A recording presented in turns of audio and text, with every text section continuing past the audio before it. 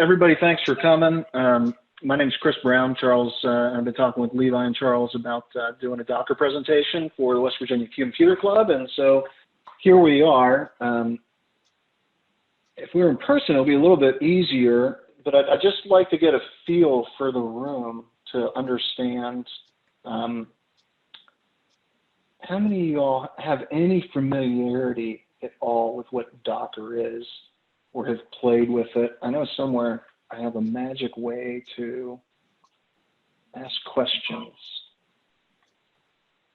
but I don't see a convenient way to get to it right now while I'm sharing my screen. So we'll just move on. We'll assume that some of you have heard of it, some of you haven't. So what is Docker? Well, one of the definitions for it is Docker is a set of platform as service products that uses OS virtual deliver software and packages called containers. That's probably good enough for everybody, so we could quit after that description right there if you want, but we'll go ahead and move on. What is OS virtualization, right? That becomes maybe a little bit more of a sticking point when we go through that definition is, what is an OS virtualization, as well as, why do we deliver software? So we need to also think about software in a bigger scope than just, say, custom delivered software, because you guys all know that everything that's not in your core OS is a piece of software. So think of Docker as a way to deliver any type of software that you want out to a client, out to a server, out to your own local machine, and do it in a consistent manner. And so OS virtualization, that just refers to the fact that an operating system, which the kernel can allow you to have multiple isolated user space instances. And so, probably one of the first questions people ask is, well, I'm familiar with VMs, so why aren't we going to do this as a virtual machine?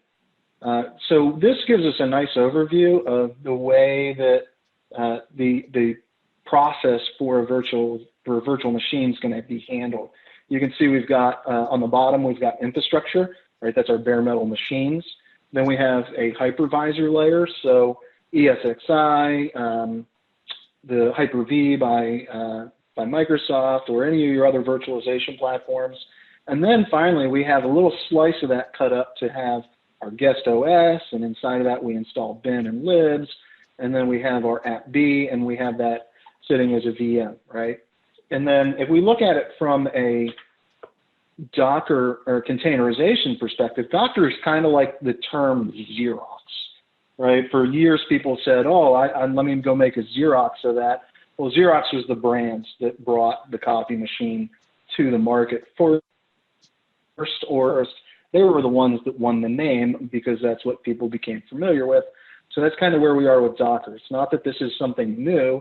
Actually, containerization has been around for a long time, but Docker has brought it to the forefront, made it easy to do. And so when we look at what that container is, it's we have our infrastructure, and then we have a host OS, and then on top of the host OS, we have a container manager, and then that container manager has the ability to spin up an isolated instance of the user space so that each container can have its own bins, its own libs, its own environment. And as we get through some of the hands-on tonight that I'll demo, you'll get to see what I mean by that. So just let's see some of the differences between a VM and container. So VMs, heavyweight, right? We got to have a full operating system. Actually, let's talk about that too. When we think about an operating system and heavyweight, that means that there's also potentially a license that comes with it as well, where you're not going to have as much licensing costs necessarily with containers. Heavyweight means there's going to be more memory footprint to operate that operating system than just a user space. VM's limited performance, that could be argued. Containers, we have a native performance. Then VMs, each VM runs its own OS. Containers, they all share. Hardware virtualization versus OS virtualization. This is a big one to me. Startup in minutes versus startup in milliseconds. So especially if you already have the image cached, where the traditional operating systems, minutes may be an over-exaggeration right now, especially when we get into the performance of solid-state disks, but it still has to load up and do a full boot sequence where on a container, it's already there. It can just light up a new user space for you. VMs are going to require more memory, containers are going to be less memory, and VMs are fully isolated, hence secure, where a container has less, it's process level isolation, but it still has a little bit, maybe a little bit more direct access to the kernel of the underlying host. So why Docker? You know, I think everybody, even if you're a developer or a sysadmin, has come across this scenario. So let's take a few seconds to just digest this comic.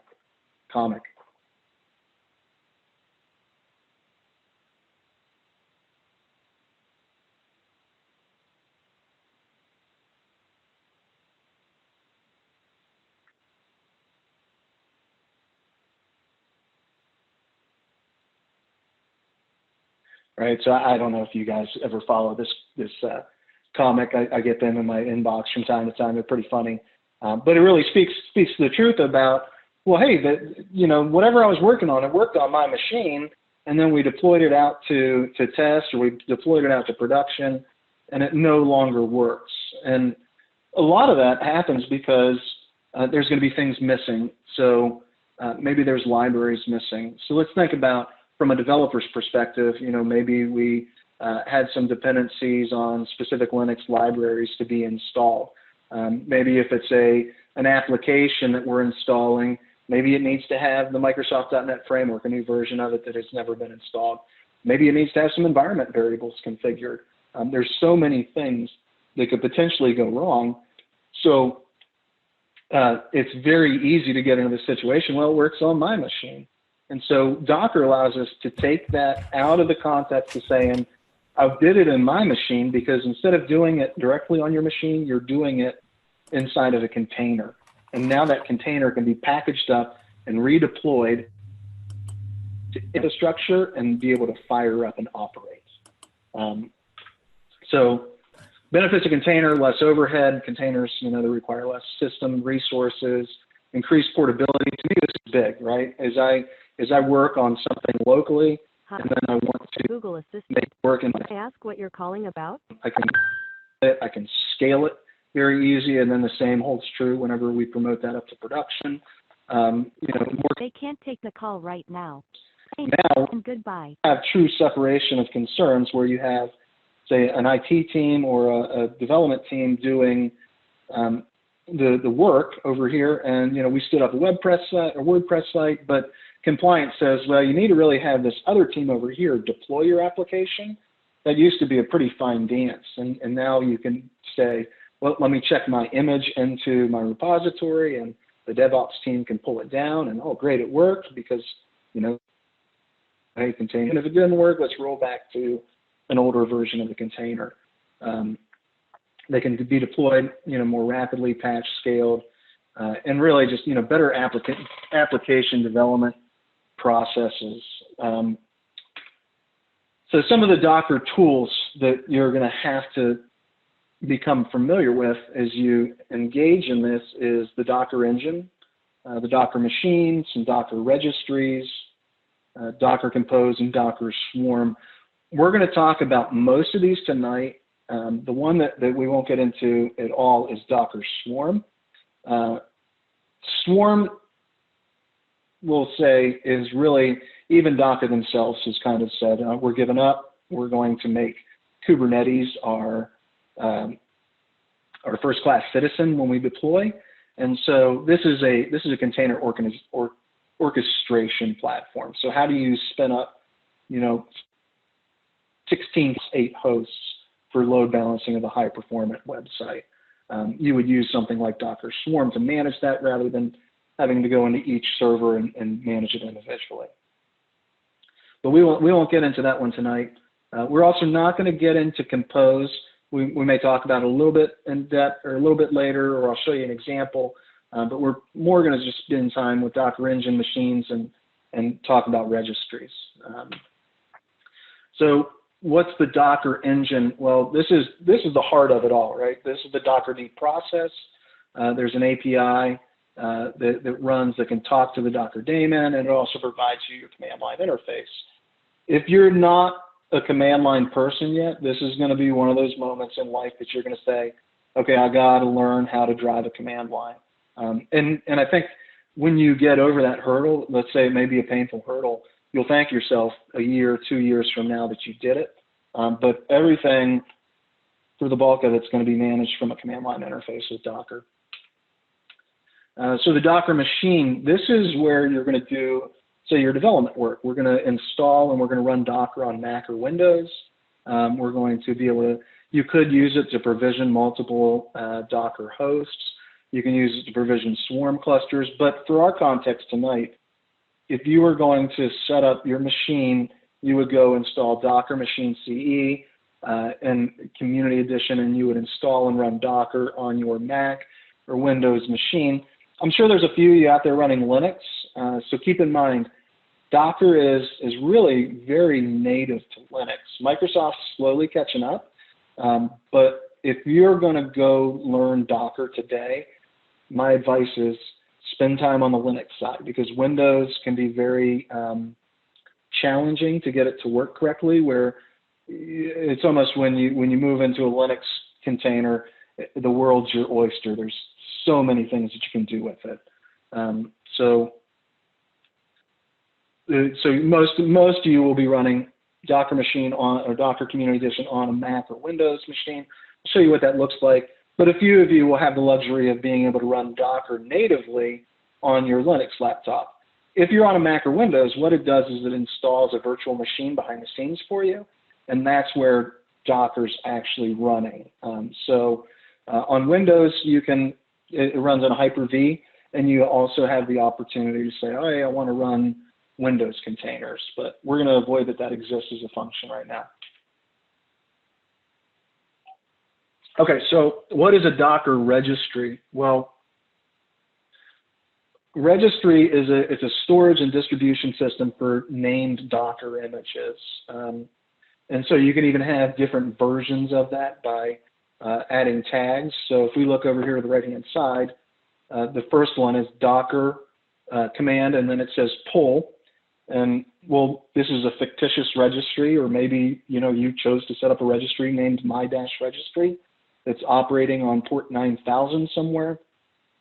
And then you say, I want to connect into the foo registry, and I want to download the application bar, and I want that to be the tag or version 2.1. So that's how we would pull from a remote registry. The command below that says Docker pull, there's also the Docker hub. And so by default, when you type Docker pull and you said foo/bar, which probably exists, I didn't run to see if it actually exists, but that would pull down that would pull down from a registry named foo and an application space called bar. And then we can also use Nginx. And in this case, and actually in both in the last cases, it's going to pull up. In the first case, we had a tag called 2.1. This is going to pull from an implied tag called latest, and we'll get into a little bit later of what a tag is. Okay, so just a quick overview of Docker Compose. If you are not familiar with YAML yet as a computer person, you need to get familiar with YAML. There's a lot of different applications that are utilizing YAML as configuration files. So this would be a good time to learn it. If you want to use Docker Compose, you leverage it by defining YAML files. There's a love-hate relationship with YAML. We won't get into that right now, but it lets you define, here's a series of services. So, for example, this Docker Compose file that we're looking at over on the right, it says, okay, I'm going to bring up a container named web, and I'm going to build the Docker file that lives inside of this folder, and then I'm going to expose it out on port 5000, and I want to mount these volumes in, and then I also want to link it to Redis, and then I'm going to go ahead and I'm going to bring up a Redis container as well, and I want to pull that from a known image repository, which it would pull from Docker Hub, and it would fire up Redis as your image, and then it exposes out some volumes. So it gives us a way to construct really kind of a set of services that would be needed to present for an application. Another good way to think of this is, let's say you're running WordPress. Well, WordPress requires that you have the WordPress application running inside of an Apache environment, most likely. But then it also requires that you have a SQL Server operating as well. And so you can have two containers. You know, your web would be, in that case, would be your WordPress, and then instead of Redis, you would have, say, MySQL and whatever you wanted to do to configure that. And so you can configure all these complex application tiers, and then with just some simple commands, you can fire it up. We're not going to go into Docker Compose tonight. That's pretty much as deep as we're going to go. I think that the intent is to have another session down the road that's going to take us a little bit deeper into Docker Compose, as well as introduce some other services that may be valuable for you guys to get some understanding of. Okay, so that being said, let's take a quick pause and just open up the floor for questions.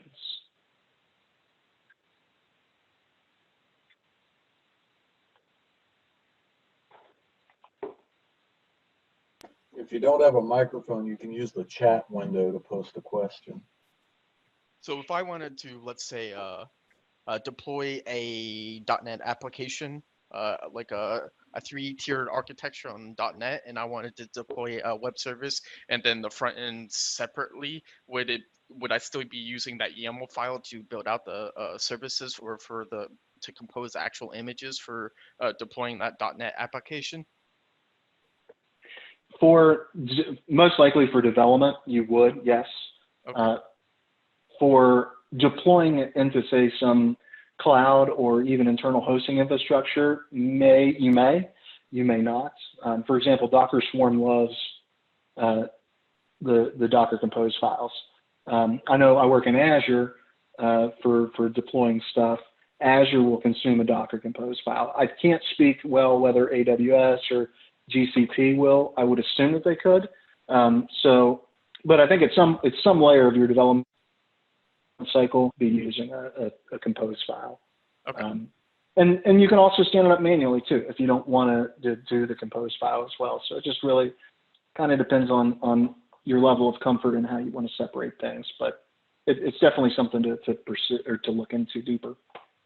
Okay. Thank you. So, Chris, one of the things I've run into doing this, which Chris's question led me to think of that I've had a big challenge with, is when you're dealing with multiple interacting containers, like a SQL Server or a web service and then a front-end web application, how do you handle them IDing each other as far as like being able to look up through DNS or through direct IP when they're in a container?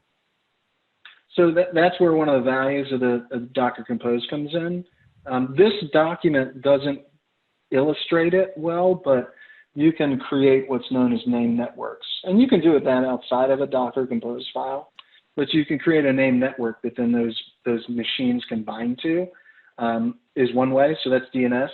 And then, I mean, the second way is that, you can assign some static IP addressing. So it's really no different than if you want to connect up on localhost 127.0.0.1, and I'm going to run SQL Server on port 1433, and I'm going to run a website on port 80, and I need that port 80 to communicate to 1433. On the name network, it can just actually reference the name of the Docker container itself rather than figuring out some other integration with DNS naming. If you get into something like Kubernetes, that's going to give you a little bit more of a service locator available to you, but the name networks locally will be the direction that you want to look at.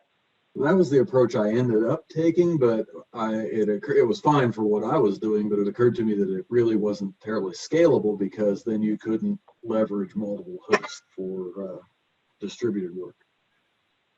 No, you can. Even in Kubernetes, you set up a thing called a pod, and that pod has its known named services that can stand up inside of it, and they can have availability across Kubernetes hosts as well. So the same concept scales up into different hosting environments or orchestrators. I haven't gotten into Kubernetes yet, so cool. Yeah. So a lot of those problems have been solved out there, and should be pretty straightforward to do. I have not had to manage a Kubernetes server yet. I look forward to managing a cluster, and I will one day, but my boss just won't fund it for me yet. So soon enough, I keep chipping away at them. Any other questions? Yeah, back on your virtualization versus Docker differences slide, you mentioned Docker having some native performance in comparison to virtualization. How does it achieve that? Did I miss something? It's because you have a shared kernel space. So instead of having to stand up a whole new shared kernel, and then maybe your application has this, or your hypervisor has the sophistication enough to say, I'm going to share these memory sectors with other VMs, but how well is that going to actually play? There's going to be some type of performance issue, where here you're running on the Linux host. You're just in an isolated container. You're in an isolated user space. So as I understand the performance of the underlying kernel will be better. Yeah, as I understand it, you have one less layer to go through, and that means that there's a significant improvement in performance because you don't have an extra operating system to go through. That abstraction layer is not there to mess things up. Yeah. Okay. That's what I figured. One thing that surprised me on Chris's thing, he said the VMs tend to be more secure. I've read that they're less secure because you don't have to worry about securing the guest OS in addition to the host OS. Well, I think that the VMs themselves are more secure because they are in their own isolated isolated operating system, Mm-hmm. where on a container, and a lot of the containers by default they'll fire up as root as well. So you may by default just have, unless you really tune it out. So my vote for right now is yes, VMs could be more secure, but I don't think it's to the point that, hey, it makes sense, let's keep all our workload there. No, that makes sense. I haven't thought of it in those terms. I just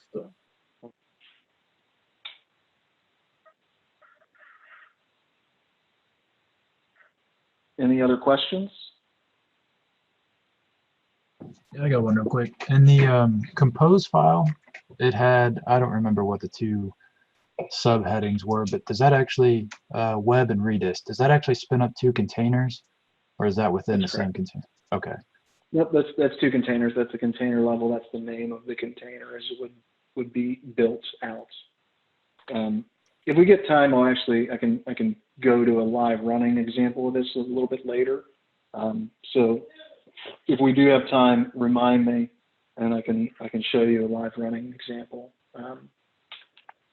Okay, so we're going to play with some Docker containers now. So this is where I get the fun of trying to bring up my terminal over top of this. Can you guys see my terminal? Yes. Good. Okay. So let me just pull off. You guys can look at these, digest a little bit. We're going to play with each one in depth. But I'm going to take a minute, and I'm just going to clean up a couple things, make sure I don't have anything.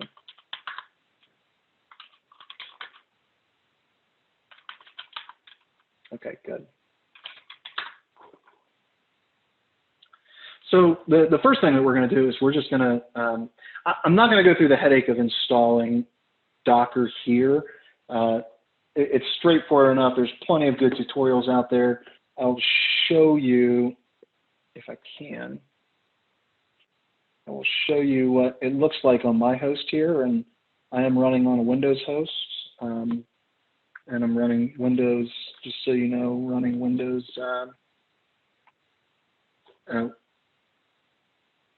Windows subsystem for Linux as well. That's how we're going to be interacting with this. So you can get Docker working in that environment very well. So this is just kind of some of the settings of this Docker window. We can, just say I want you to, start Docker when I come in. I want to expose it out on a local daemon so that I can manage it from inside WSL, automatic updates, and then we can look at some resources that we want to give to the Docker VM. Because if we looked at, let's see if we can see it. It's been a while since I've looked at it. But there's this magical, I thought it was in here, connect to server. Okay, I'm not going to fight it. Whenever it connects to that Hyper-V, it will say, okay, we want you to use this many CPUs and this much memory and this much swap, and here's the disk space that you have, and then disk image locations, and then we can get into some things like file sharing, like can Docker have accessibility to your hard drive, and then do we need to pass it through a proxy? If you do, please let me know, and I'm happy to give up weekly prayers to you about having to work through proxies. And then we can, tell it, here's what our network's going to be. So whenever we get IP address assignment, this is the subnet space. So if we need to change out that subnet space because we have some network guy that's, just adamant that we can't have 10.0.75.0, which is quite possible, right?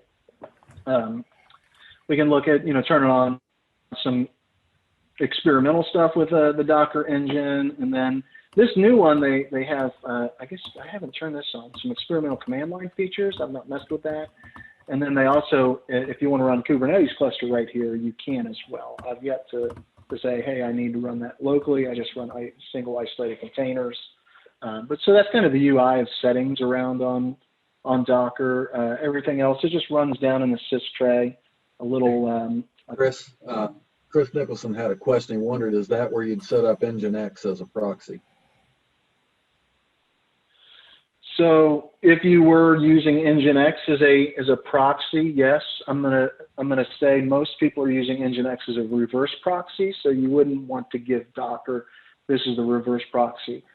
This is if you were running behind a corporate network that was forcing all your traffic to go to, say, an authenticated proxy and was managing your internet traffic for you, right? So I was in an environment for a while that I actually had to not only tell it, here's my proxy, but I then also had to, and I think I still do, I'll show you that in the Docker file.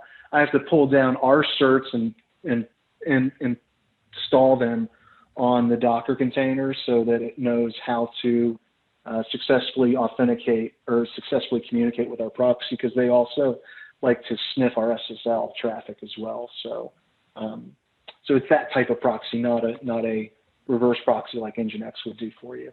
If you were running, say, Squid would be a good example if you had a Squid proxy running that was forcing all network traffic through it.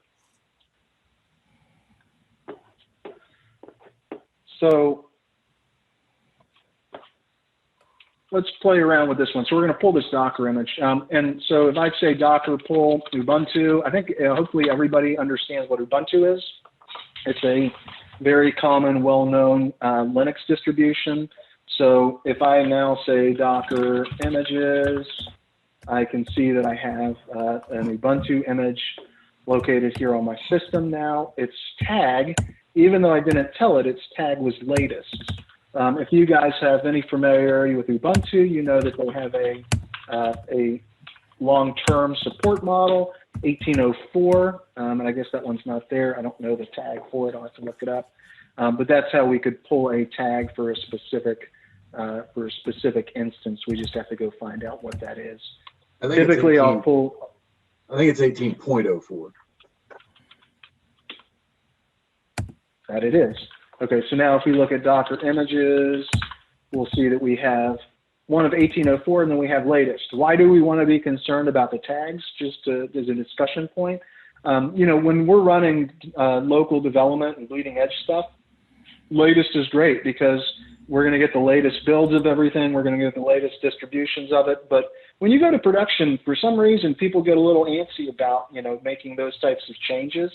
So, knowing, hey, we're on this long-term support of 1804, and that's where it's going to run, and then in that case, I would even, in your development environment, say, I want to run 1804 as well. So we can peg ourselves to those additions to make sure that things run well. Let's run this. So if we say Docker run Ubuntu, and now there's another command called Docker PS. We don't see that actually running. So I'm going to do, there's nothing running here at all. Let's just say, see if anything else is running. We see that something ran and then it exited 14 seconds ago. So it actually started up and then it stopped. And the reason it did was because if we look at this document, we want to put this Docker container into the backgrounds. And so we'll say Docker run -td Ubuntu. And now we get this nice long hash value that tells us what the ID of the machine is. And if we say Docker PS, we will see the container up and operating. If you have some familiarity with Linux commands, you're going to have Docker is going to be a little bit easier for you because, you know, PS if you're looking at whatever processes are running, so that's synonymous. If you're looking for, you can do an ls, and that will give you, in some cases, lists of things. If you need to do a remove, rm will be a good remove. But so this thing's running, but you know, now what do we want to do? And so, so this right here is one of the reasons why Docker is powerful. So let's say that your boss came to you and said, Chris, I need you to learn Ubuntu. Well, crap, I've never worked with it before. What do I do? Well, maybe I don't even have a virtualization platform that I can install a VM on. Maybe I don't even have virtual software installed. So how do I get Ubuntu up and running? And I'm sitting here on this Windows machine. So now we have an Ubuntu VM. I can say, or an Ubuntu container. I can say, I'm going to go connect into this container. We can reference it by a couple different names. We can use just the short. The first three letters are generally enough to connect into it. So now we are at the command prompt of that running container. And so if I just said, who am I? It's not even there as a command. But let's just look here and see. That was a typo, output. Wasn't it? Oh, it is. Thank you. So here, there we go. I am root. And if we exit out of this, you know, just to show, I'm Chris here. So let's go back into that container. And so now we're inside of this Ubuntu container. So if we wanted to, you know, let's see where we're at. So if we wanted to, you know, touch a new file called tests, and let's VI test. Oh crap, VI isn't there. Well, let's go apt. Let's do an apt update.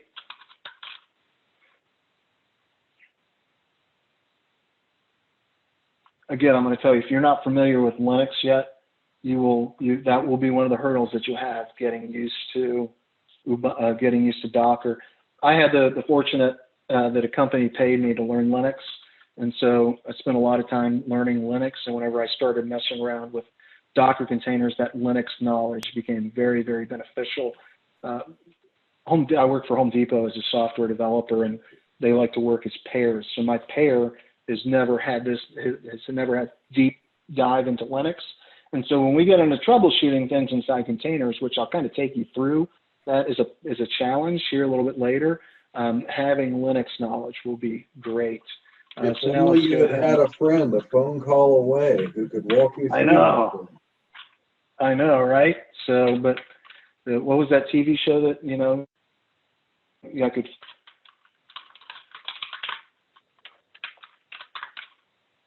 There was a game show that used to do that, right? Who wants to be a millionaire? Yeah. Who wants to be a millionaire? That's right. Yes. So. I think it's back. Is it? I haven't watched broadcast TV in so many years.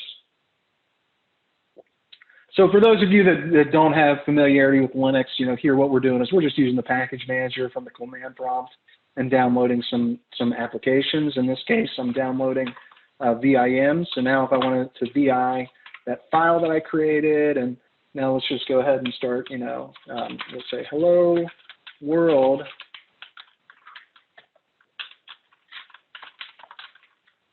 And then, sorry. And then if I just to show you, right? So there's the file itself. But if I exit out here and I say cat test, it's going to say, whoa, what are you talking about? Well, maybe we weren't at root. So let's cat test. Still doesn't exist. So It's isolated from my running machine itself. There was a question? Yeah. So for doing Docker and Linux, like I use distribution Manjaro. Is there a specific like flavor of distribution that's like the standard across the industry to like use Docker in, like Ubuntu or Fedora or Manjaro, whatever, or Arch? No, not at all that I'm aware of. I mean, just whatever version distribution you like messing with is the one I would go with. Okay. So, you know, I'm familiar with both RHEL, Cent, and with Ubuntu. So, for whatever reason, I just lean toward Ubuntu whenever I was writing this thing. But that is what it is. Okay, so the other thing I want to show you is when we look at this Docker PS, notice that we got this name called Stoic Diffie. So we can also, instead of knowing its ID, we could also connect to Stoic Diffie by executing bash and come into the same container as well. Or I'm going to stop Stoic Diffie, and I'm also going to remove it because I don't want to deal with it any longer. I don't want to have it there. And so this time what I'm going to do is I'm going to say Docker run td, but instead I'm going to give it a name of I think CC. So now if I do a Docker PS, you'll see that I can reference this by name. So if I want to do a Docker execute CC, and I'm going to come in with bash, just to show you the context. We'll talk about this a little bit later with persistence.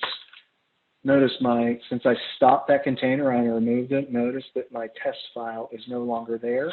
And if I type VI, man, now it's gone, right? So these are some of the things that you're going to have to understand about Docker. We'll address it here shortly.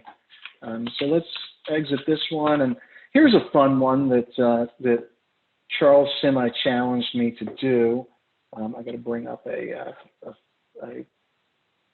text document because I don't like to have to remember that one. So this is like a traditional VM, no? No, I mean you can almost think of it that way. Docker with the guest host. Docker with the guest OS. Yeah. Yeah, it's a container. It's a virtual space that lives inside the OS instead of having it's sharing the operating system with my underlying Moby. So if I fired up multiple containers, they're all sharing that same kernel level execution from my underlying Linux host instead of having to install a full operating system every time. But you can really think of it in the same context as container is synonymous with VM. All right. So with the last line with the SQL Server, that would run alongside by the side of Ubuntu. Yeah, here. Let me run this one. Oh, I gotta remove that. Actually, we'll just do a Docker. Is it still there? I may not have killed it. But both of them are using his Windows kernel.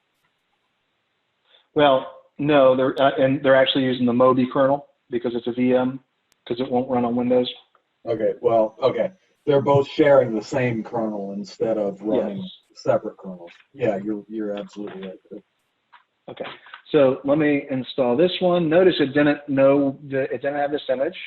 So this is SQL Server, okay? If anybody hasn't figured that one out, this is SQL Server 2017, latest edition, and it's just going to set up a couple environment variables whenever it runs. It's going to say we've accepted the EULA, yes. We have going to set our SA password as testing123. It's also my bank account password if you want to try and get or deposit any money. And then we're going to expose ports 1433 from our local machine. That's 1433 that's running on the dock that's running inside the container itself. And of course, -D, I think I mentioned it earlier, but -D says run this container in the background. So when we go look at this container now, let's do a Docker PS, and we see that we have two containers running. you can see that this one now says, oh, hey, I'm listening on 0000 on 1433. So if you want to connect to the service 1433 on my local host, so this could also, if we did an if config here, actually we'll just look at it this way. And you have reached Paula Pagan. I'm either. So that may help understand a little bit more. Hey, I've got this SQL Server container running, but I want somebody to reference it. Well, they can reference it from my host name in this case because I'm developing. And then just to prove that this is truly the case, let me fire up SSMS or SQL Server Management Studio for those of you that are acronym asensitive. And now I'm going to connect up to TLA. Say again? It's not a TLA, so that one doesn't count. Oh, okay. A TLA is a three-letter acronym. Three-letter acronym. So here we are. We've got now SQL Server running. If I looked at the properties of this, and dot, by the way, in case you don't know, references my local host. And I forget, somewhere in here we can go and say, oh, we're running. Actually, look at the operating system that it's running on. And somewhere we can also tell it that it's the version number. We're just going to trust that it's 2017 right now, okay? But we know that this isn't running on my local Windows host because I'm running Windows, and it would have told me, hey, you're running Windows 10. So, and then let's just have some fun here. We're going to create a database. We'll call this Charles Loves Cheese. And now we have this database, and we'll just create a new table called cheese types.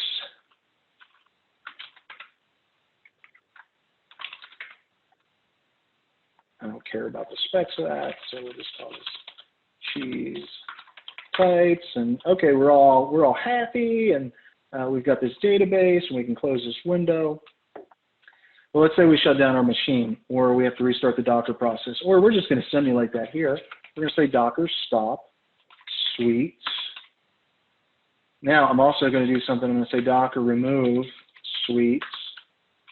And so now if I do a Docker PS, it's not there. If I do a Docker PSA, it will tell me that, hey, it exited, but we also ran a remove command, so it's no longer there.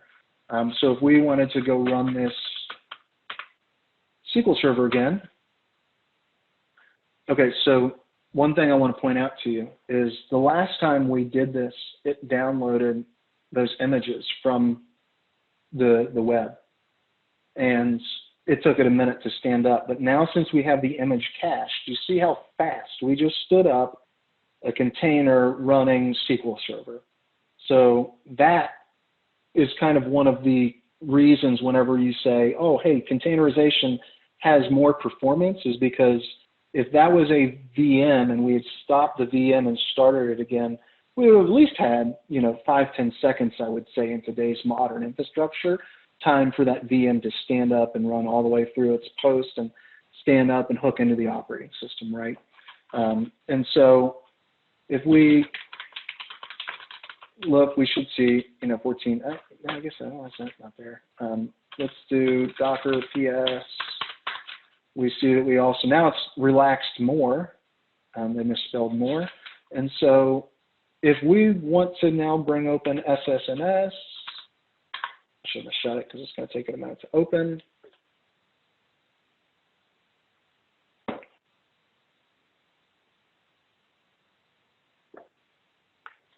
And I connect up to the SQL Server, my database is no longer there. Crap. That's because we did not deal with operating system level persistence, or I'm sorry, container level persistence.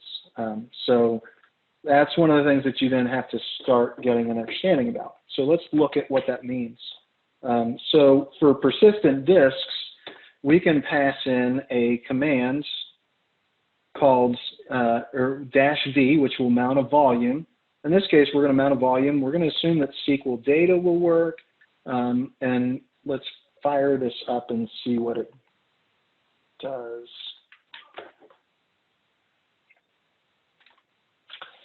I'm going to go ahead and stop that other one. And I'm going to remove it.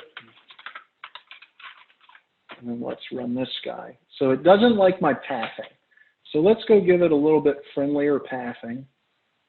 So I'm running inside. Let's just do tilde. We'll do home directory, SQL, home directory, SQL. And now let's go see our Docker containers. It's not running. So let's do a Docker ps-a. We see that thirsty corona, that's pretty close to the corona, ran 13 seconds ago and exited 9. So what happened? We don't know at this point in time.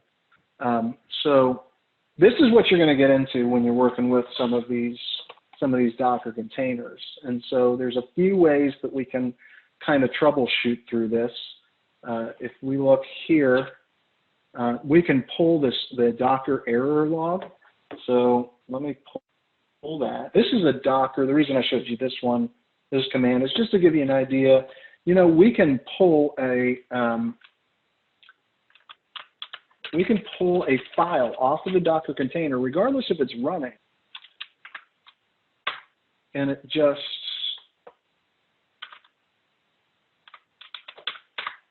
we just copied it to my local file system here. So let's see, we should have error log. Yeah, right there. And so let's cat error log. And as we read through this, I already know what this is going to say. It's just going to say we have an invalid parameter while trying to open this file. It couldn't. And so how else could we see this? Well, another interesting way to do it is instead of running our Docker container in the background, let's just run it in the foreground. So I take off -D, and we can see SQL Server fired up. Anything that it would have dropped out to the console, it tells us. And then once again, we can see, oh, there was an error while trying to open file, var ops MS SQL data master MDF, because it doesn't know where it's at. So if we were running in Linux, these commands would have actually worked fine. But since we're running inside of this special Moby VM, the shared persistent directory lives inside your Moby VM. And I'm sure that there's ways to overcome this. It's something in dev environment I'm necessarily not too concerned about. So let's look at how we name it. We're going to name this with a persistent with a named volume. So rather than saying, here we're going to give this a named volume of SQL volume. So let me clear out a few things here. I'm going to show you another command real quick. We can say docker prune, because eventually you're going to get to all kinds of stuff that you don't want running or you don't want on your system. So let's see what's here. Let's stop this one. Docker stop cc, docker rncc. And so I'm going to say docker prune system prune -a, and it's going to go destroy everything that we downloaded. So now we're going to have to re-download some. We're going to have to download some images again. So that deletes the cache and everything? That deletes the image cache. It won't delete my volume though. My volume would have stayed persistent. So I'm grabbing this the command here real quick. Where are you? Right here. All right, so it's just going to download it again. Most people in modern internet today, you know, this wouldn't be a problem. So not that big of an issue. Waited hours on this before. Was that Levi? It is. Levi, you still live like you go out to Ripley and you turn left and you drive a couple 100 miles, right? Yeah, pretty much. It's accurate. Okay. I've actually had my internet drop 3 times during this presentation. So, Oh no. yeah. So this stay-at-home thing is making you think about moving to town. Okay, so now we should have this image running, and so we see that we have Quirky Hopper running now on 1433. This other command, this docker volume inspect SQL volume, we can actually see its mount point. So it mounted it to var lib docker volumes SQL volume underscore data. And just to prove that that's not on this machine, let's just try and say var lib docker. I don't even have a docker folder. I have docker engine. So it's inside that Moby VM. Now, one of the really cool things is just to show you that the persistence does work is if we refresh here, then let's create a new database.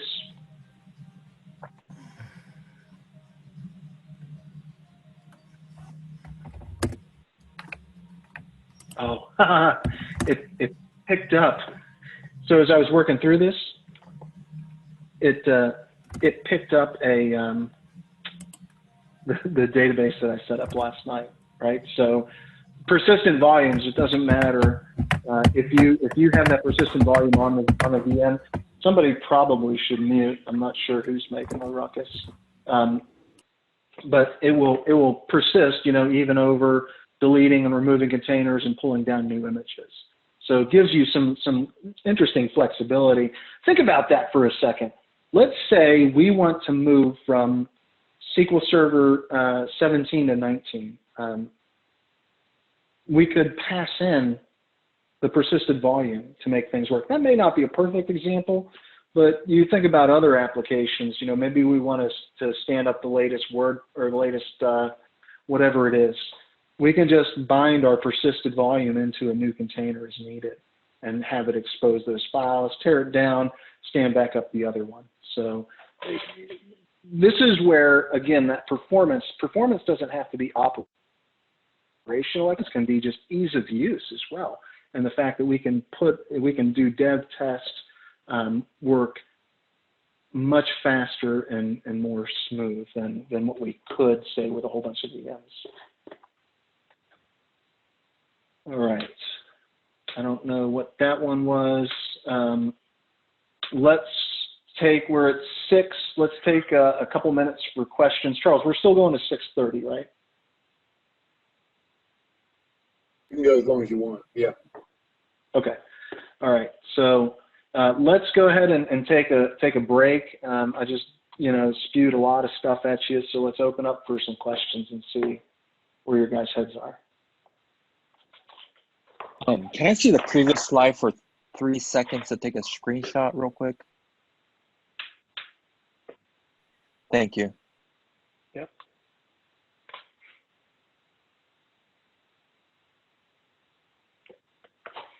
So with persistence, do you need to pass it the volume mount points every single time, or will that, maybe I don't understand. It's not going to remember that. You will have to pass that, won't you? You will, especially when you do a Docker run command, because think about a Docker run command is a running instance of a Docker image. So if you're to the point that you have to pass in a volume when you run the Docker image and it becomes a container, then yeah, you have to pass it in. There are ways that you can package up with a Docker That's what I was file going to and ask build next. it. Okay. And you could kind of bake it in already if you wanted to. That's one way to do it, and then another way would be to just define it in a Docker Compose file. That would simplify some of this as well. Oh, yeah, okay, that does make sense. Thanks. Yeah, yep. Is that what we're seeing here on the right then, with the YAML mount point var lib? No, so actually this is whoops, confusingly looks like YAML. This is actually JSON. JSON, YAML is okay. a subset of YAML. Or I'm sorry, YAML is a subset of JSON. So it's let's chew on that for a minute. But this is an output from a Docker command.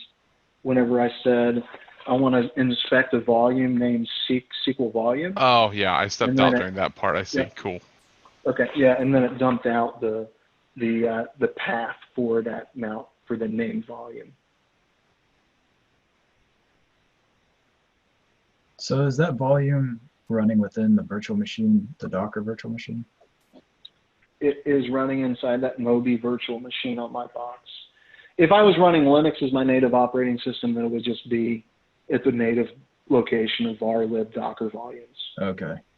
Or wherever I wanted to put it. Right. I So think there's a configuration somewhere that you can tell it.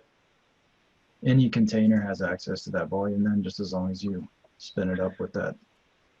You know, that's a good question. I believe that any container would be able to bind to that volume, so that does expose a potential security flaw. I've never had to overcome that, so I don't know how you would restrict any type of permissions around that, but I have to believe that there would be some way to do it. But yeah, that's a very good observation. And you run different containers as different native OS users? You can when you structure your Docker file, and I think you can even do it from the Docker command line. I'd have to look it up. I don't know it off the top of my head, but I believe there's different users from the command prompt. But definitely in a Docker file, and then build it that way, you can make it come in as, you know, That would probably be the way to do that if you ran different containers as different native OS users and then used file system permissions to restrict that access. Okay, certainly some stuff that I've never had to overcome. It'll be fun to experiment with and play to see what would happen with that. So, you know, I encourage all of you guys to play with this stuff. I mean, you're kind of bound up at home, so you know, now is a good time to do that.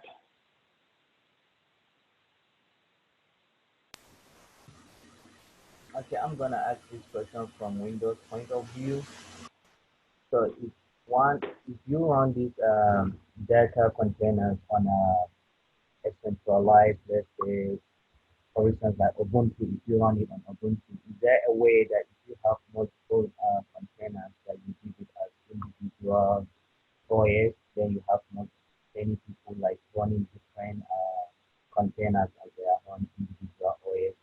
So is there any way that you can centralize and you can manage those containers from one central machine, just like this, for example, like GPO, like group policy, Active Directory, the way you manage other Windows environment machines?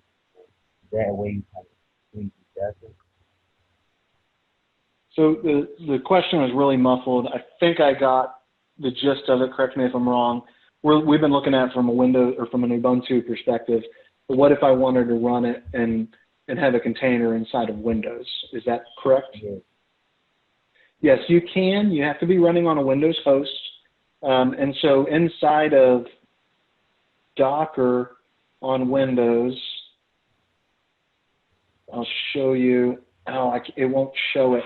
When I right-click on Docker running in my systray, it gives me an option to switch to Windows containers. And when I do that, it will then allow me to fire up Windows containers, which would actually be using the native kernel that I have.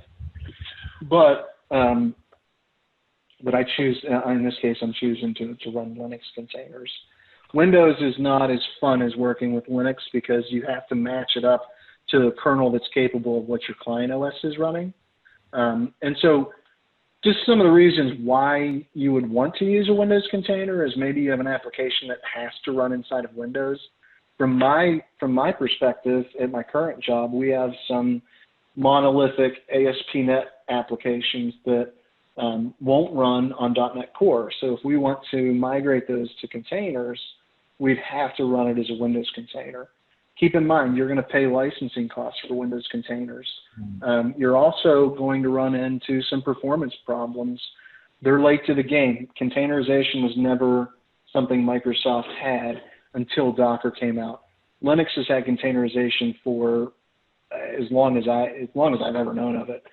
And it's finally with Server 2000 and 19 that you'll be able to use Hyper-V to containerize Linux. Otherwise, if you're running on a Windows host and running Docker, you have to run Windows containers as well. So my encouragement is, unless you have a pressing need to go with a Windows container, go with Docker. Keep in mind, even if you're running a Windows container, you're not going to get a GUI. You're going to have to use PowerShell to manage it. And though PowerShell is very powerful, hence the name, I guess, but I've become a pretty strong fan of Bash over the years.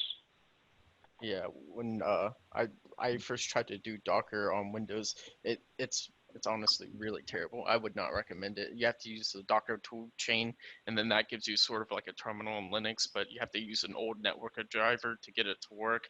And then if you don't have education or professional, you can't really use it because you don't have Hyper-V. You don't have the virtualization on Windows 10.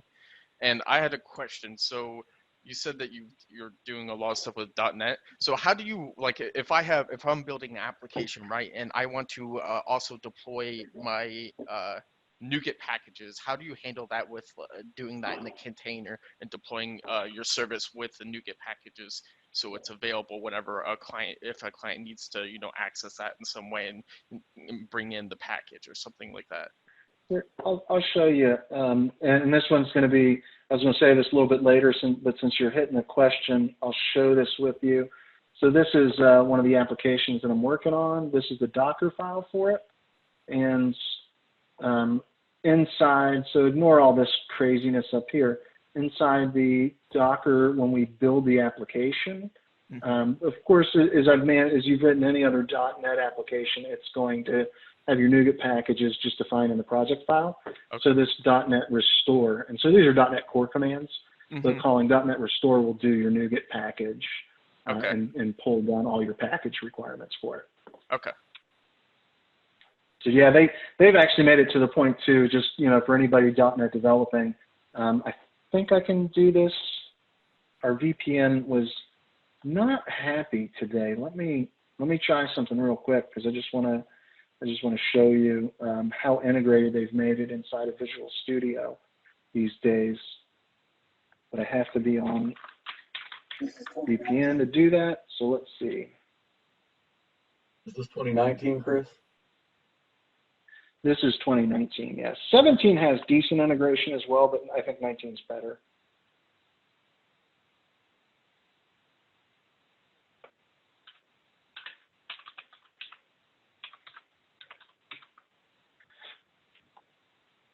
You must have had a VPN concentrator die out today, because if you fell off the VPN, good luck getting back on. And so hopefully everybody's not working now, and I can get on. It says it's establishing profile, so that's good.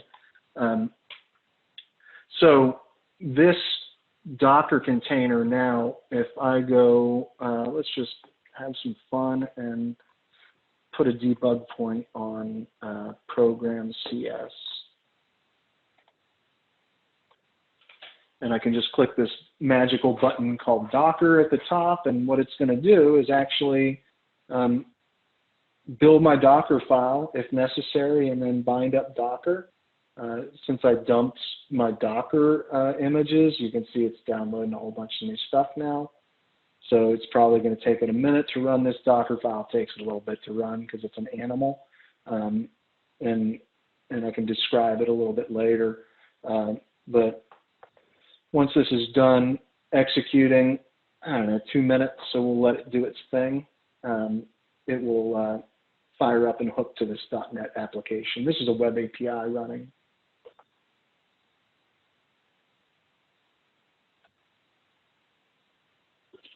It looks like I'm going to upgrade to Visual Studio 2019 because my version does not have that Docker button, and that looks very nice. You should be able to do it. You have to tell it on your project that you right-click and you say, somewhere there's a add Docker right there. Add, and then you add, is that it? Maybe because it's running, it's not there.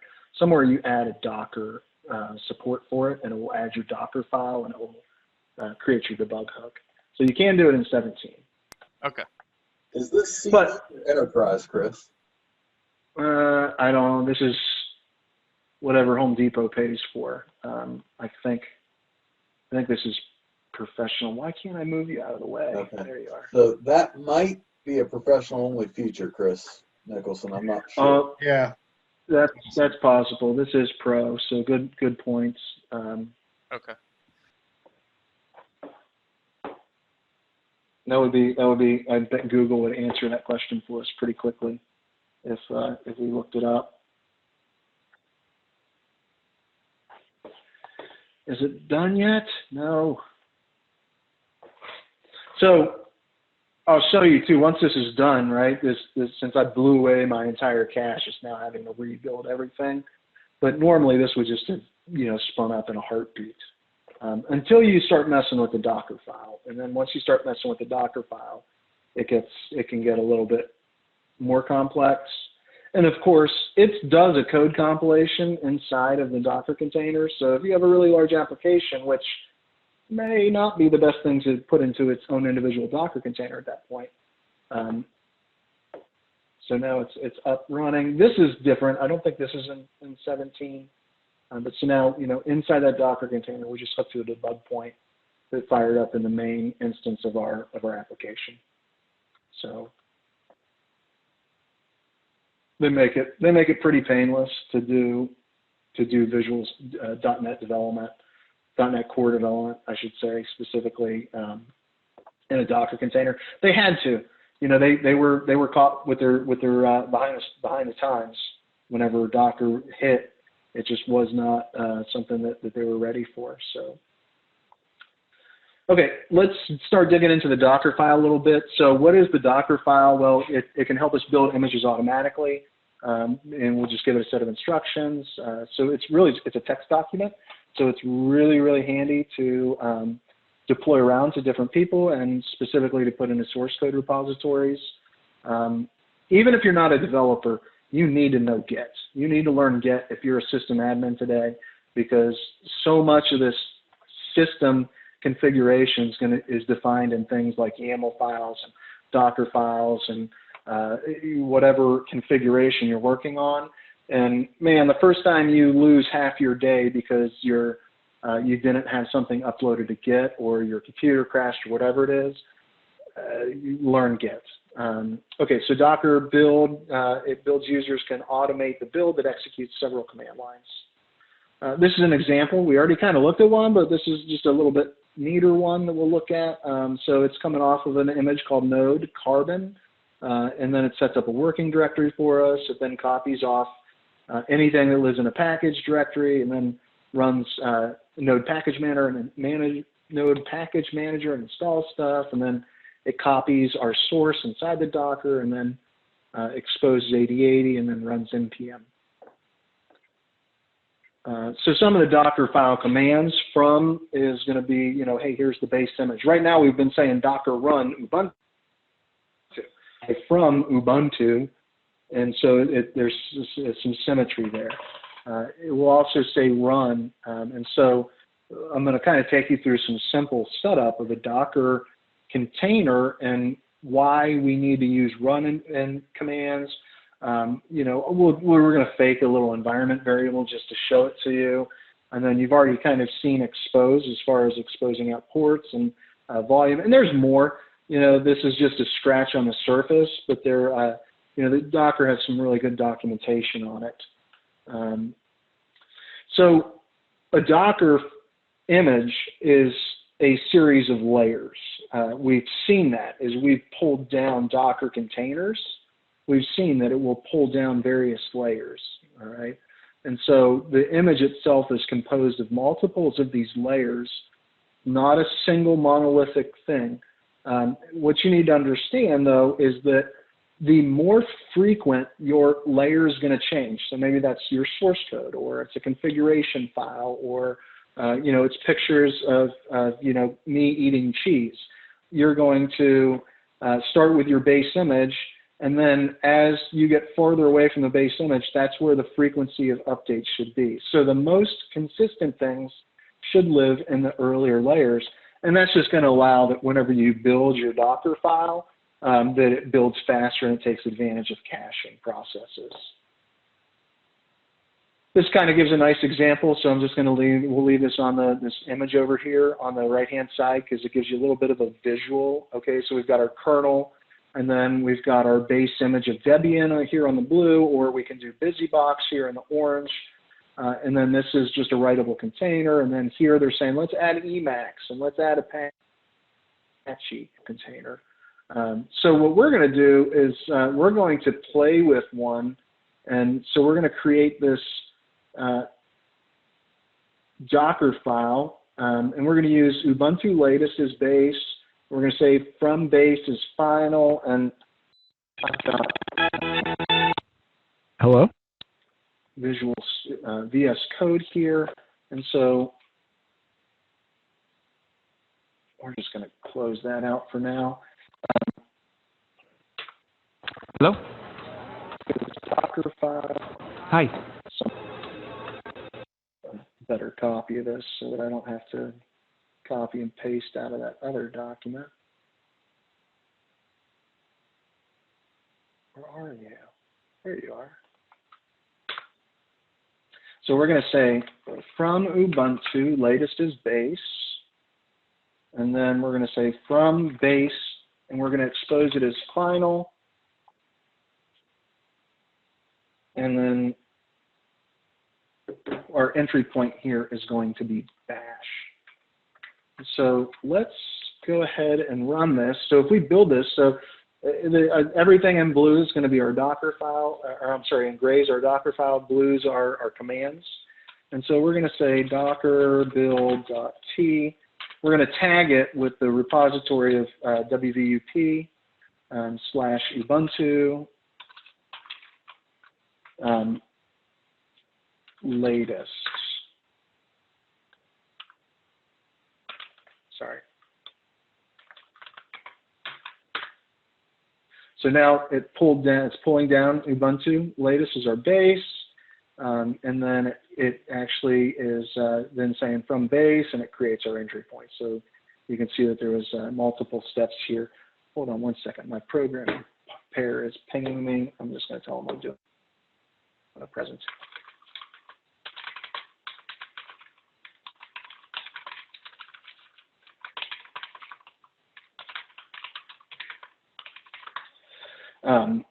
So now, just to prove the point of caching, let's build that again. And you see how fast it built, right? So very, very fast. And so now let's play around with this. So if we run this image, and I'm going to just stay in VS Code now because I get my terminal here. When we run this image, so we'll say docker run.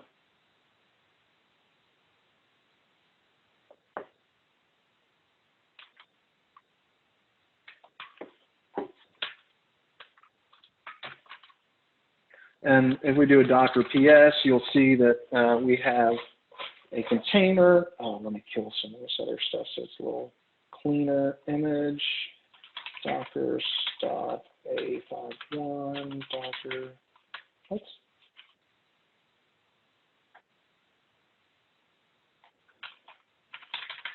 Docker stop A5D.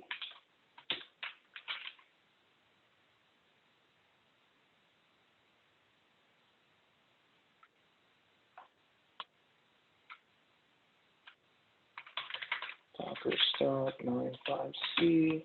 Okay. So now if we do a docker ps, we see we just have this running container, and that's just not pretty if it's not in full screen, isn't it? So let me I'll move this back and forth as best as I can. So we've got this thing running, and if we want to connect into it, just like we have been doing, we can say, I've actually named it Ubuntu, so we're just going to say docker exec-it Ubuntu bash. So here we are at the root of our Ubuntu machine, and all we did though is this is just base Ubuntu container. So let's go ahead and exit, and we're going to do a docker stop Ubuntu, and we're going to go ahead and do a Docker RM Ubuntu as well. And let's go play around a little bit more. So now we want to pass in an environment variable of cheese, right? If we had looked back here at Docker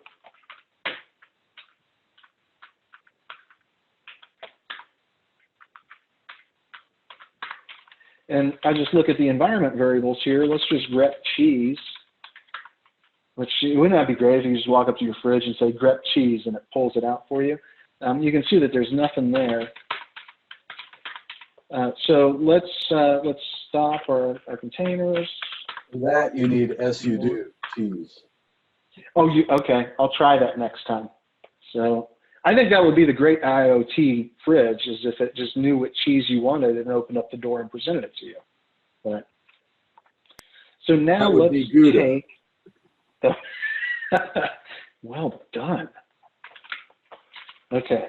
So now we're going to add an environment variable called cheese. And so if we say Docker build, right, notice how fast it built because it didn't have a whole lot to do. At least it didn't have to pull in that Ubuntu container. And now if we run our container and we go execute to it, if we echo, we get back cheddar. So you can see that we have this environment variable. Why is it? Oh. And we have the environment variable cheese equals cheddar, right? So if we left and we went and we just said, you know, Docker run dash t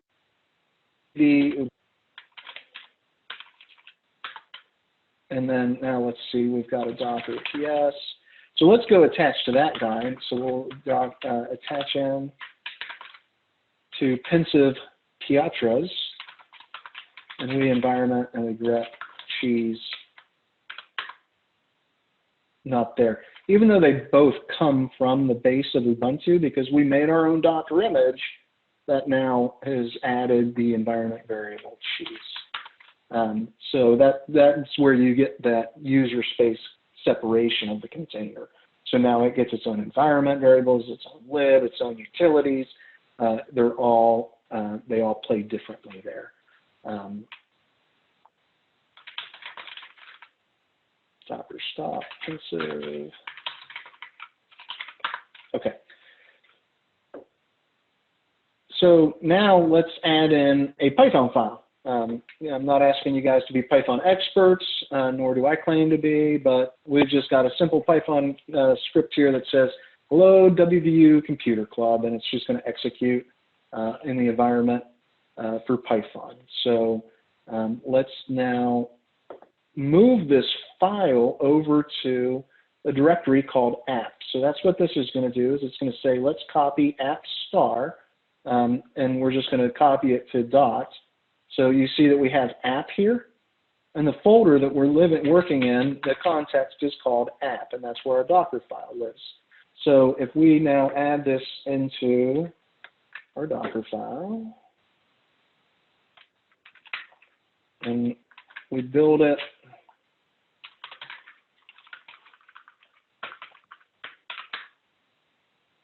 all right, again, that was pretty quick. I think we have to stop Ubuntu, Docker, and then let's run this again. And we'll connect in.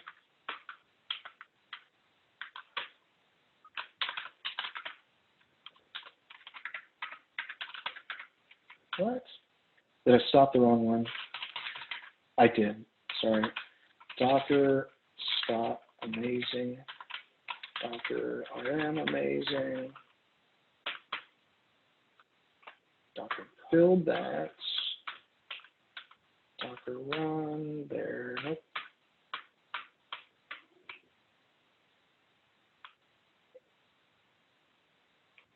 Let me find the command.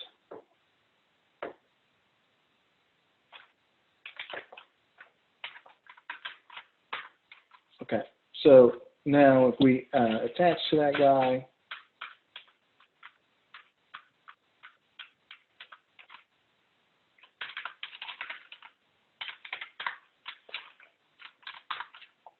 and we should see that maybe our Python file came down. Our Python file is wvup.py, but yet I don't see it here. So, you know, even if we did a find dot aim and we say wvup.py, right? There is, okay, there's a file right there. So I just wasn't looking at it. So if we cat wvup, there it is, right? But notice that it copied to the root of our container. Maybe not the best place for it to be.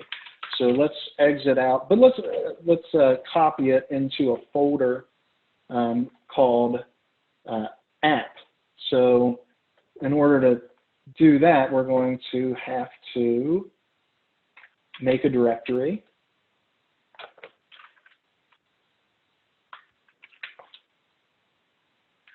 And then we're going to set our working directory as app. And then we'll copy app/star and we'll copy it into our working directory. This is our source, this is our destination. Our source is the folder that we're building the Docker file from. Our destination is the container file structure. So if we now do Docker,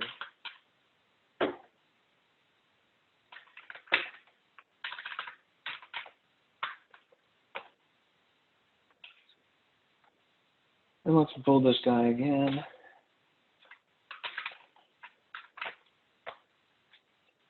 And let's run it.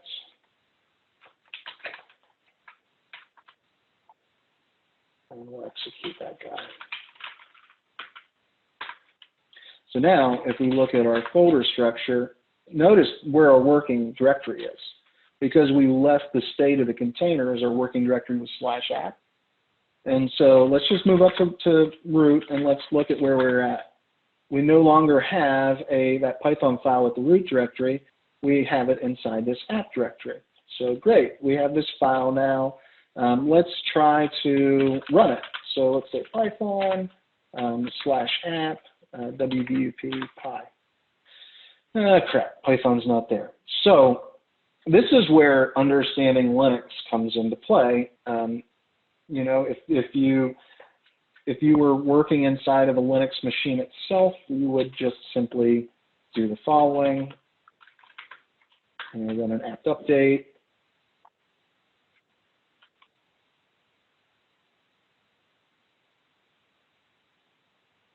Come on.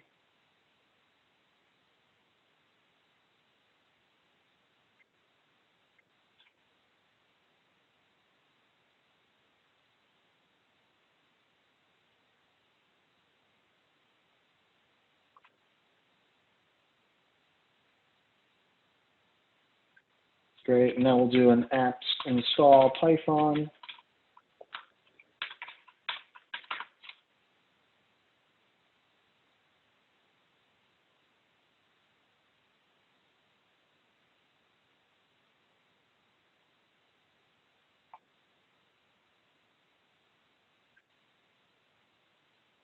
And so now, if we go back to that Python, we now get, hello, WVUP Computer Club. Great.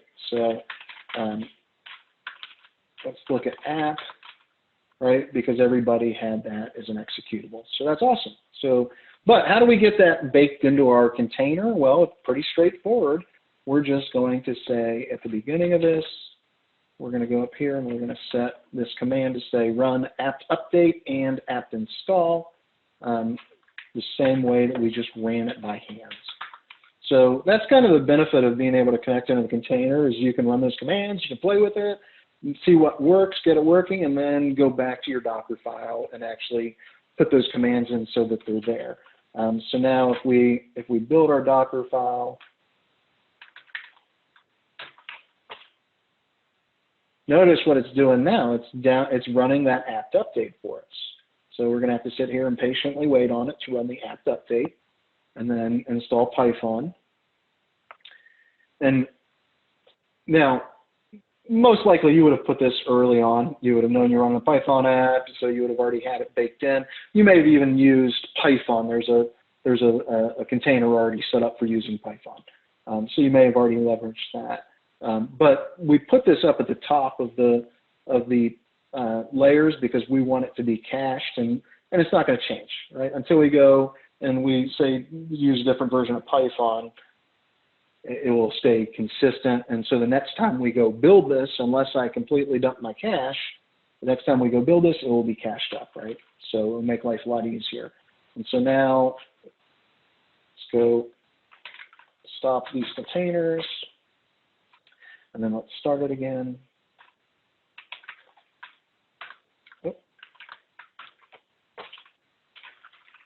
And let's execute it. And so now we should already have Python installed. And so if we said Python, and actually now we should just be able to say /wvu.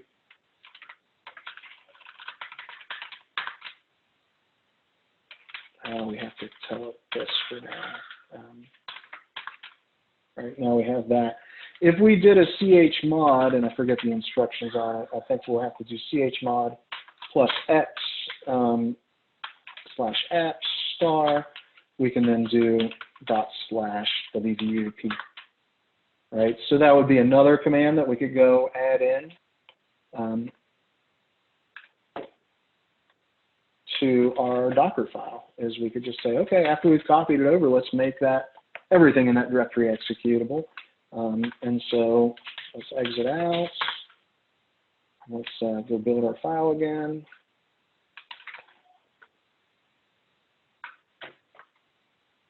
So that built really fast that time because we didn't have much to do. And then let's run it. And let's go attach to it. And so now if we said wwt, voila, right? So I know I kind of burned through that last part a little bit fast, but hopefully it exposed you to your eyes to say okay, it's really not that complex, especially if you already understand the underlying operating system. There's a question that says Docker composes for compiling, building the image, whereas file is the actual execution. No, Docker file is actually the instructions to say build this image. Docker compose, in it you can say I want you to do a Docker build, and it will go to that it will look for the Docker file and compile it. But Docker compose just allows you to link multiple machines together. Now, Chris, this Docker file's got its own syntax. It's almost like its own scripting language. Is that documented anywhere easily? Oh yeah, just go to Docker. Just look up let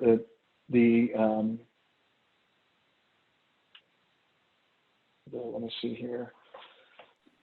One other thing I want to point out to everybody that's watching is that Docker file has no file extension. So that's the default, is the Docker file is just named Docker file with no file extension. You can tell it, hey, here's my other file. I'll show you what we do. Docker file documentation, so you just go to Docker file reference and you can pretty much find whatever information you want here. They've got really good documentation at Docker. Here we have, I showed you this monster Docker file. I'm just going to walk you through it real quick. So a couple things it does is it just sets up some, it really lowers some security levels for SQL Server because we got an old SQL Server we got to connect to. Make some directories, run some app updates, and installs an OpenSSH server so that we can connect into it remotely.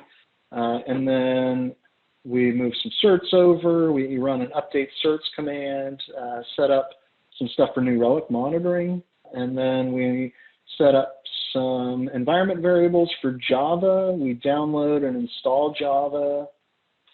We then download and install Logstash, and then So now this machine, it's using Logstash to pick up its own log files and stream them up to New Relic. That's basically most of this top section.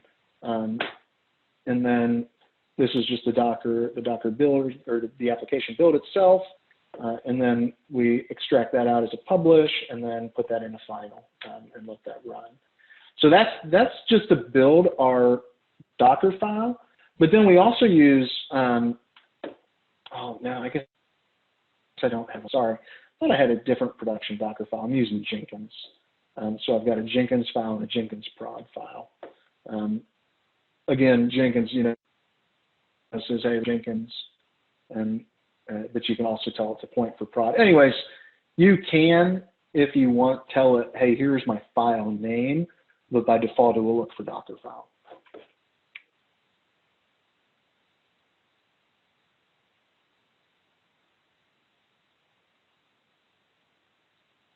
So we got just we're a little bit at 6:30. I want to just, there was one other thing I wanted to show you, which I think I can because our VPN's back up. But so let's just talk about CI/CD. So let me go to this Jenkins server, and so this now, whenever I check code into the GitHub, it will then execute and start building my Docker file. Notice that the average build time on it is 15 seconds because all it's doing is compiling the application and deploying it. But every now and then you'll see a pretty major shift change where I think this is where I enabled SSH on it to get it to work inside of an isolated environment inside of Azure or a custom container. And then to deploy that to production, the thing it does at the end is it actually takes that Docker file after it's built and deploys it to a repository in Azure. That our Azure environment that says, oh, well, I know how to get here, and anytime latest runs, whenever we push this into the container, it fires a webhook to our web app, and the web app goes and reloads the container from latest. That's in the test environment. And then inside of prod, we can then say, okay, once we know we have a stable build that we're considering taking the prod, we can run a Jenkins pipeline that says, I'm going to move the container from this repo to this repo. And then we manually go in and tell the container, okay, I want you to run from this build now, or from this tag number now. And it will cause the container to rebuild, and voila, we have new code running in production. And the beauty about it is that it's all the same container. So what runs in dev runs in test, and what runs in test runs in prod. And it makes life, again, why we started this. It works on my machine. Well, that's one of the ways that we get it to work across not just my machine, but across multiple layers of the development cycle.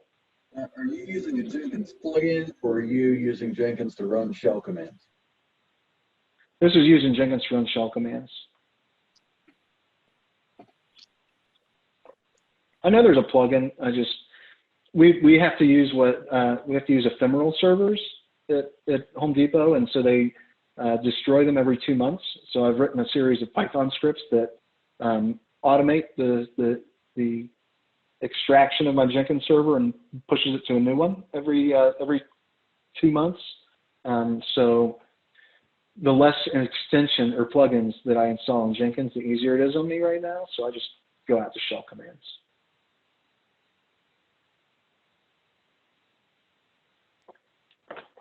So with that, I believe we are at the end. I showed you the real Docker file. I showed you the ATP Docker file, and that's pretty much takes us to any final questions and answers. So, you know, what kind of questions and you have spinning around in your brain? We'll give it maybe 5 minutes. So the plan for one of the projects that I'm currently working on is obviously to use Docker to deploy it. How hard is it to link it up with like a pipeline for Jenkins and having it monitor, let's say, like my GitHub to automate the testing? So whenever I make changes to the image and that Docker file pushes the new image up to through the Jenkins pipeline to get it to run tests through the Jenkins pipeline, and then the Docker image to again build that new file again and then deploy that as the new images after the tests have run. Jenkins is pretty cool. You can tell it, let me log in here.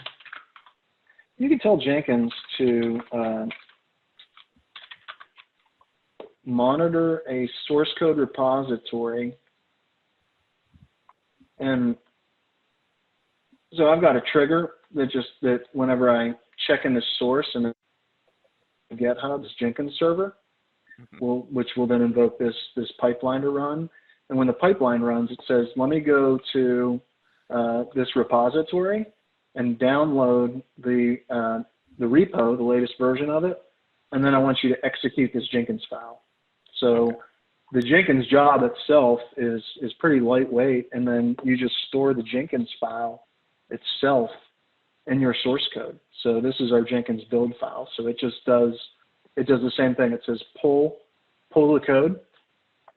Then I want you to build the Docker image, just like we were looking at before. Look, here's the Docker build command with the tag that I wanted, any type of arguments that I'm going to pass through, and where my file is. So you remember we were talking about where's the file? Well, here it lives in a different structure, but this could easily be, you know, .txt or you know, that may be. And then once it's done, it then pushes it up to the repository. And in this case, it pushes it to the repository with a tag number, and it also pushes it with the tag latest.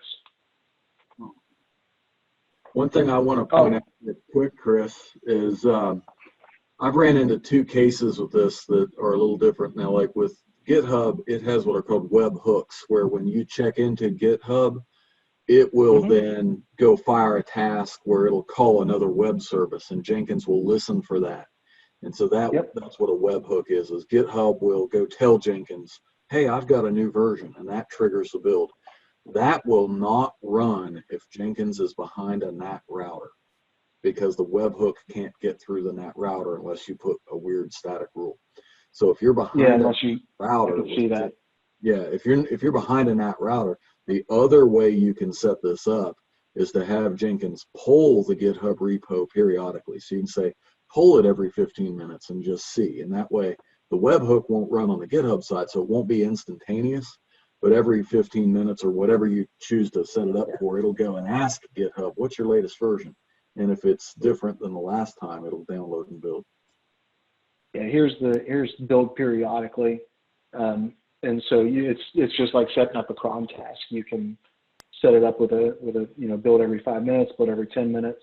If you can get it set up this way with the webhook, it's a lot lighter because, you know, now you're not constantly checking source code repository. Right. But I could see that if your Jenkins server is not exposed to your GitHub, then yeah, that would be problematic. So in that case, I chose the pull SCM, and I forget what time but that's essentially, it basically sets up a cron job, and every so often it'll just ask GitHub, what's your latest version?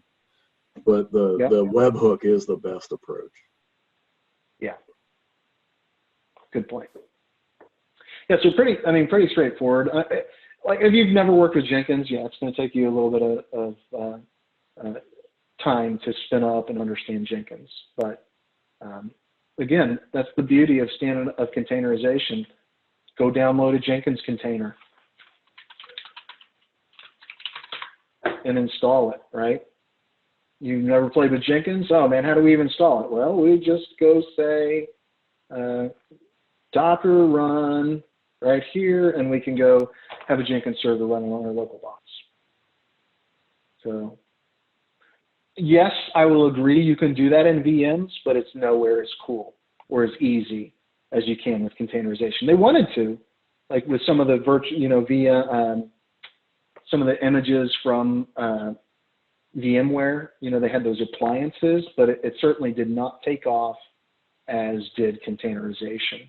Primarily because these things are pretty light to download. The one thing I didn't show you guys, I want to show you a command that you should have some understanding of, is called the Docker, I think it's Docker history Ubuntu.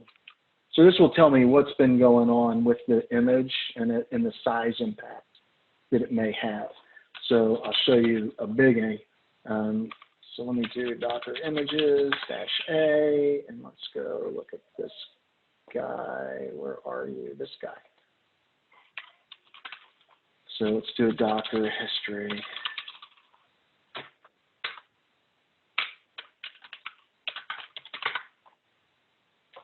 All right, so this one has a couple pretty big hitters. Log stash, when we untar that file, it's 297 megabytes, and when we go download log stash, that's pretty big. I think I deleted out. If I don't, I need to. Yeah, I'll remove it right there. And then Java was a pretty heavy hitter too. So you can see Java is 330 megs. This guy's 297 megs. So it makes a pretty heavy machine. It's the environment that we're in right now. What actually would make sense is if I put this into a Docker Compose file, and I have a machine, a container off to the side running Logstash, and then inside my app I run FileBeat, and I stream to that Logstash server that then streams my logs up. But it's just, it hasn't been worth the effort yet. So it will one day.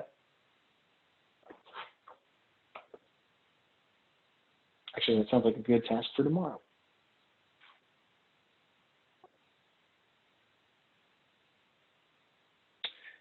Any other questions?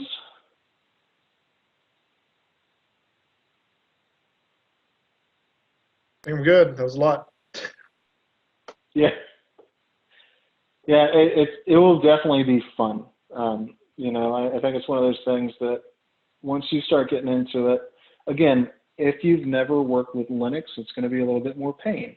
But I highly encourage you, walk through the pain, learn what it means to do it, and it will be a huge value to you. And I think, Charles, I know we've talked, or actually Levi, I know we've talked about doing another series of this with Docker Compose and showing Docker Compose to you run something like Elasticsearch, so we can take a deeper dive into what Elasticsearch looks like and kind of marry the two of them. And so now that you guys have a basic understanding of what Docker even is, now we could take the next step and say, okay, what does Docker Compose do?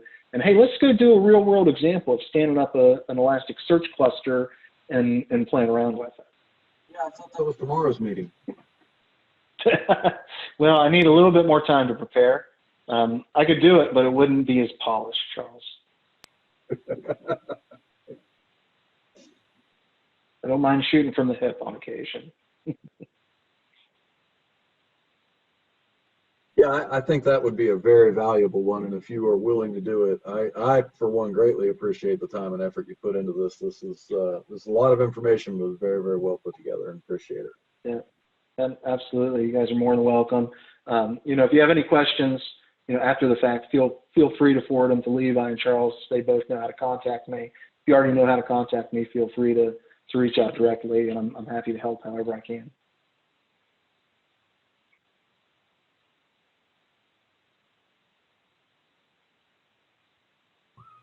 I'll just say I appreciate it. I've been using Docker because I needed a Linux environment to do some development in, and I started using VMware Player and getting my ISO and all that, and I was like, you know, I kind of heard about this Docker thing, so I looked into it, and probably within half an hour, I knew what I was doing, and then for the next probably 6 hours, I didn't do any of the development that I wanted to. I just started learning how to do Docker and all that stuff. And then even then, I still don't know what I'm doing. So this helped flesh out how to use all the different configuration files. That's totally going to change the way I do things. Yeah, I was very blessed. My boss said to my pair and I said, "Oh, you guys want to use Docker? Okay, go take 2 weeks and learn Docker." And so yeah, that's what we got. That's what we got to do, is just play around with it. So, and that was almost a year ago. So you know, we just built on top of that. You will not regret spending the time in it, though. I will guarantee you that. Oh, amen. Amen. One other thing I want to mention briefly is there's a very good book called Docker Deep Dive by an Australian fellow named Nigel Poulton. He also has a lot of courses on Pluralsight about Docker, and there's a great resource, both of those, the Pluralsight courses and the book Docker Deep Dive. Highly recommend both of those. Yeah, I think I watched his Pluralsight tutorials, Charles, and it was very good and informative. Yeah, I think he really does that approach. I think he's very good at teaching that stuff. I mean, not as good as us, but you know. Well, only if you're down under.